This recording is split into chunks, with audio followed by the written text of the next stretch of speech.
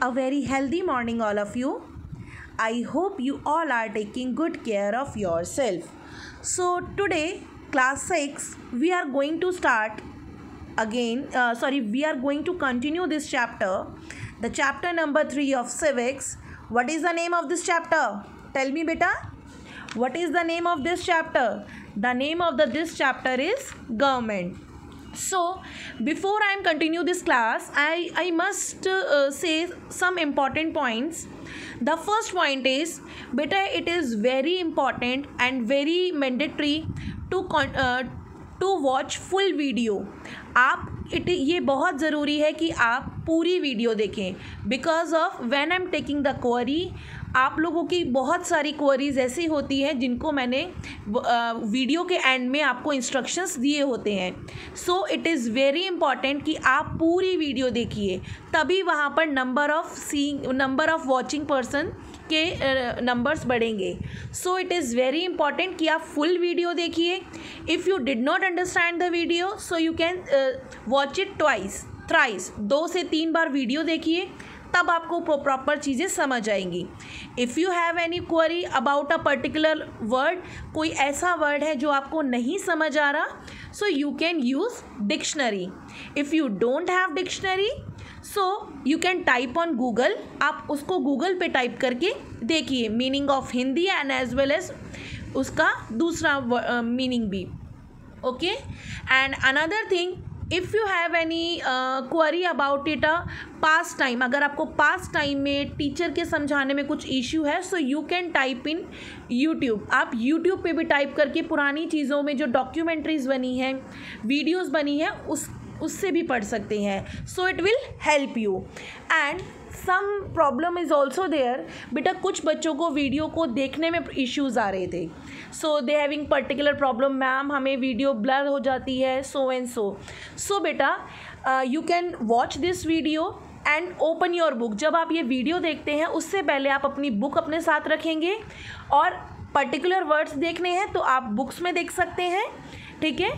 और जो चीज़ मैं पढ़ा रही हूँ उसको अंडरस्टैंड करने के लिए आप वीडियोज़ में सुन सकते हैं.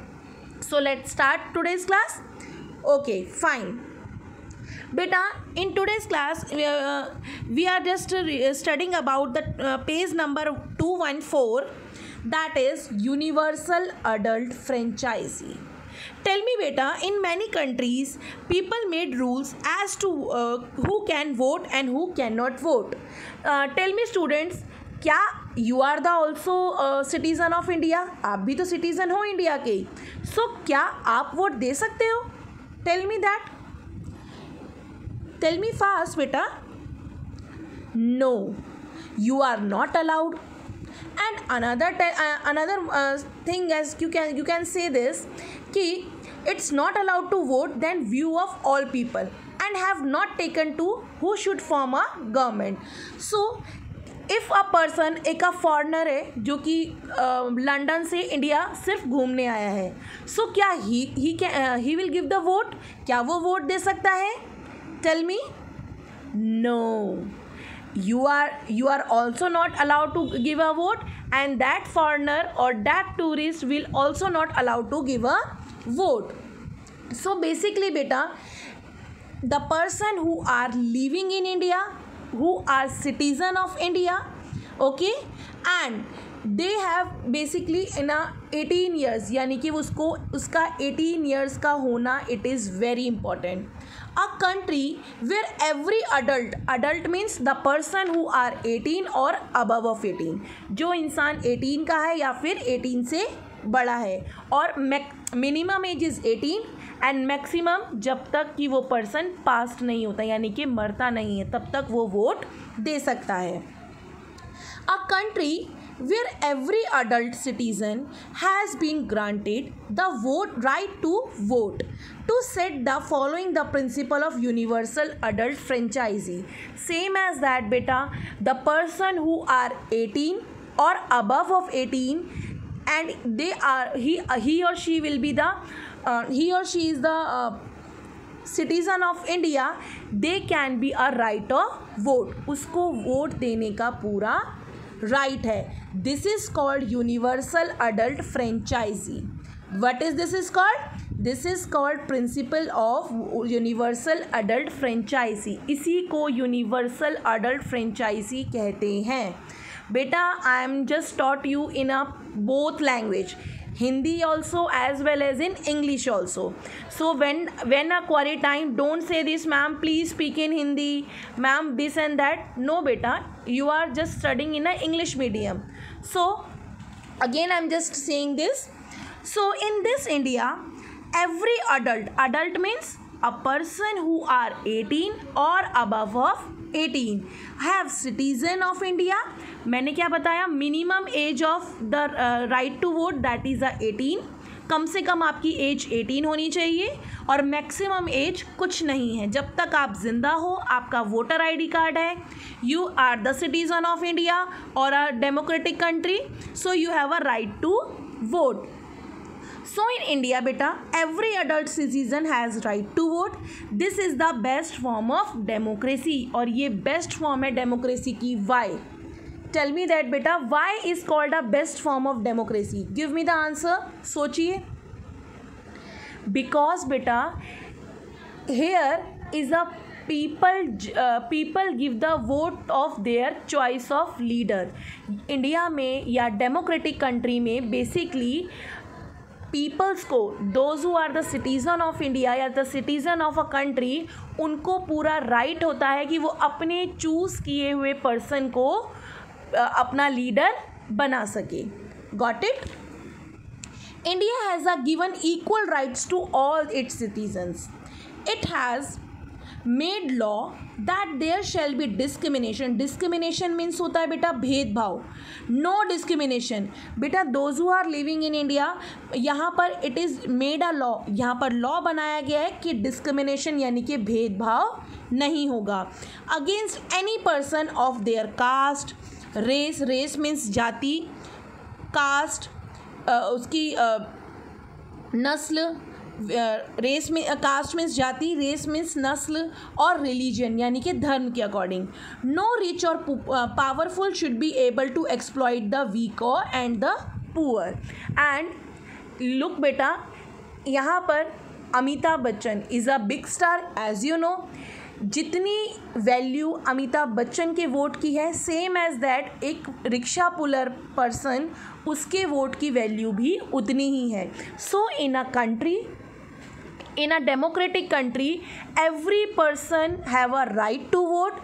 चाहे वो किसी भी कास्ट से हो, किसी भी रिलीजन से हो, कितना ही रिच हो, कितना ही पुअर हो, everyone who are adult, okay, and who are the citizen of country, they have right to vote.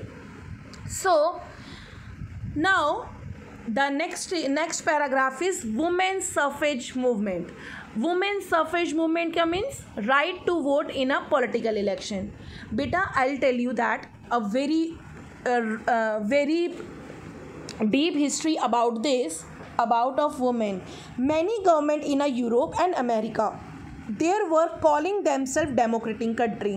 बेटा बहुत सारी कंट्रीज़ हैं लाइक इन यूरोप में and in America, those who called that we are democratic country, कि हम लोग भी vote देते हैं, वोट करवाते हैं, we are also a democratic country and right to give a every adult citizen. But they did not allow the women to vote. वो लोग अलाउ नहीं करते कि वुमेन्स को वोट दें. क्या आपकी कंट्री में ऐसा है? No. In every person, every gender who are living in India, they can right to vote.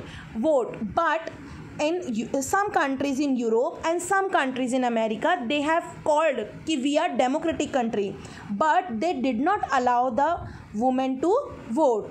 They had prejudice attitude. Prejudice means उनका ये भेदभाव वाला attitude. Believe that the women are not equal to man in thinking and working.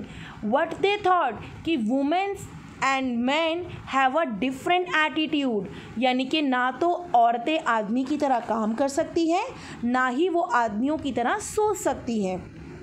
So these women protested against, not in India. बेटा I am just talking about the Europe and America situation. अभी की नहीं, बहुत पुरानी situations की बात कर रही हूँ. They women protested against such discrimination. Discrimination what we told, अब भेदभाव और प्रीजस्टिस यानी कि किसी से भेदभाव करना, ठीक है, पक्षपात करना. A movement for equality started in America in 1848. एक मूवमेंट स्टार्ट हुआ. Okay, what is that movement? एक मूवमेंट स्टार्ट हुआ in America in 1848 and then it spread to other countries of Europe including Britain. यानी कि औरतों ने protest करना शुरू किया कि yes we are also mean that हमें भी वोट देने का राइट होना चाहिए. After that during first world war. अच्छा, tell me students, what is the years of first world war? First world war कब स्टार्ट हुई और कब ख़त्म हुई? Tell me that. I think I have told you in I just told you this in last year classes. Tell me that बेटा. Yes, 1914 to 1918. This is the World War first timing. Okay, when most of the men were out to fight of the war. यानी कि first world war के time बहुत सारे आदमी कहाँ थे? War के लिए बाहर चले गए. बट वुमेन, फिर उसके बाद क्या हुआ? वुमेन्स को बुलाया गया for the work in factories and other places. जहाँ पर पहले मेन काम करते थे, अब वहाँ पे किसको बुलाया जाने लगा? वुमेन्स को. Okay, they provided to world, they were equal to man in all type of work and decision making. She prove that. बहुत सारी औरतों ने बहुत अच्छा काम करके दिखाया in factories, in companies, in other places. So these movement become stronger and women protested by going on hunger strike. Hunger strike means भूख हड़ताल पे गई. क्यों गई? क्योंकि she also want that कि उन्हें equal rights मिलने चाहिए as per the men. Chaining themselves to railing in public places. उन्होंने बहुत सारी रैलीज निकाली, लोगों नारे लगाए, ठीक है, हंगर स्ट्राइक यानी कि भूख हड़ताल करी. So gradually after a long struggle government related to give women. Finally बेटा in America women got their right of vote in 1920. Look बेटा, कब से स्ट्रगल चल रही थी? 1848 से. और उन्हें मूवमेंट वोटिंग कब स्टार्ट करी अमेरिका में वुमेन्स ने? 1920. इट इज़ वेरी इंपॉर्टेंट बेटा. India is one country where even the first general election was principle of universal adult franchise was adopted. जब इंडिया इंडिपेंडेंट हुआ, देन आफ्टर दैट जब first election हुआ इन 1951 में, so basically India में starting से ही women's को vote देने का राइट था. So now the next thing is the struggle against apartheid. Apartheid means, what is that meaning of apartheid? Tell me then first. Apartheid means beta discrimination or separation people on the basis of color and race. Color means the skin color and the race means nasl. Okay, while the government in Europe and America were not giving equal rights to the women, they were also government did not give a rights to the certain citizen on the basis of caste or race. बेटा in the Europe and America वहाँ पर सिर्फ ladies के साथ ऐसा behave नहीं होता था कि उनको they did not give the right to vote. साथ ही पर्टिकुलर कास्ट और पर्टिकुलर रेस यानी नस्ल के लिए भी they did not allow to give a vote. For example South Africa the people were divided in races like white and black colored like Indians. आप देखते हैं नीग्रोज होते हैं ना साउथ अफ्रीका के, लाइक जिनका स्किन टोन हमारा Indians जैसा, इंडियंस लाइक अ व्हीटिश, हमें गेहुआ कलर बोला जाता था. But in the black people they called the black people those who are living in South Africa they called a black people. The native had a dark complexions. यानी कि जिनका वो जो वहाँ के नेटिव थे, सिटीजन्स थे, they have a dark complexions. उनके साथ अलग तरीके से बिहेव किया जाता था as compare then white complexion people. So basically the white came from the northern region में रहते थे और एक settled life, एक अच्छी life जीते थे.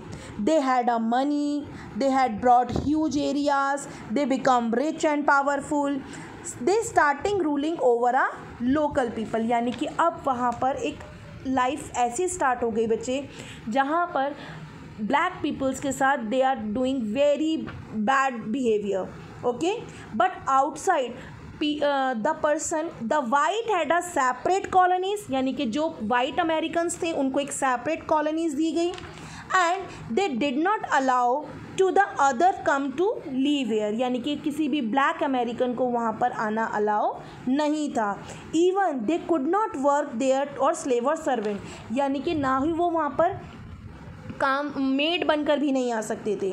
They were force to go separate schools, वहाँ पर वाइट अमेरिकन्स या वाइट पीपल ब्लैक पीपल को फोर्स करते थे कि you can go to the other school etcetera etcetera, other hospital, just go in your own colonies, make your own colonies and were totally discriminated against. This kind discrimination is known as apartheid. इस तरीके के discrimination को क्या कहा जाता है? Apartheid. जब हम किसी के स्किन के कलर के अकॉर्डिंग और रेस के अकॉर्डिंग उसको डिस्क्रिमिनेट करते हैं, that is a apartheid. The native people had a struggle for a long time against this discrimination. Mahatma Gandhi also play a role in this struggle for equality. Mahatma Gandhi ji ने हमेशा से बात करी है for the equality. Their struggle intensified in 1970s.